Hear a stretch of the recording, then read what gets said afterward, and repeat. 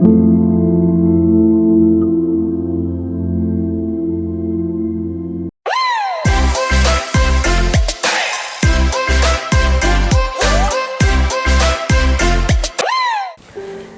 മിശിഹായ്ക്ക് സ്തുതിയായിരിക്കട്ടെ.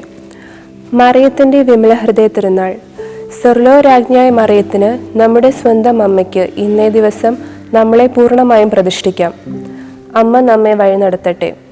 നമ്മുടെ കുറ്റങ്ങളും കുറവുകളും പോരായ്മകളും അറിഞ്ഞുകൊണ്ട് നമ്മെ സ്നേഹിക്കുവാൻ അമ്മയ്ക്കും അമ്മയുടെ പുത്രനും മാത്രമേ കഴിയൂ. ഈശോയുടെ തിരുഹൃദയ തിരുനാൾ കഴിഞ്ഞ പിറ്റേ ദിവസം തിരുസഭ പരിശുദ്ധ കന്യാമറിയത്തിൻ്റെ വിമല ഹൃദയ തിരുനാൾ ആഘോഷിക്കുന്നു.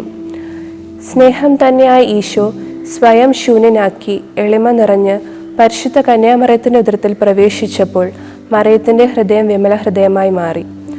പരിശുദ്ധാത്മാവ് ഏറ്റവും പൂർണ്ണതയിൽ ഒരു വ്യക്തിയുടെ മനുഷ്യത്വത്തിലേക്ക് ഇറങ്ങി വന്നത് പരിശുദ്ധ അമ്മയിലാണ്. പരിശുദ്ധ അമ്മയിൽ നിറഞ്ഞു നിന്നത് ദൈവവും ദൈവഹിതവും മാത്രമായിരുന്നു. നമ്മൾ നമ്മുടെ ഹൃദയങ്ങളെ പരിശുദ്ധ മറിയത്തിൻ്റെ വിമല ഹൃദയത്തിലേക്ക് പ്രതിഷ്ഠിച്ചാൽ സ്വാഭാവികമായും നമ്മുടെ ഹൃദയങ്ങളും വിശുദ്ധീകരിക്കപ്പെട്ട് ഈശോ നിറയുന്ന അനുഭവം നമുക്ക് സ്വന്തമാക്കാൻ സാധിക്കും.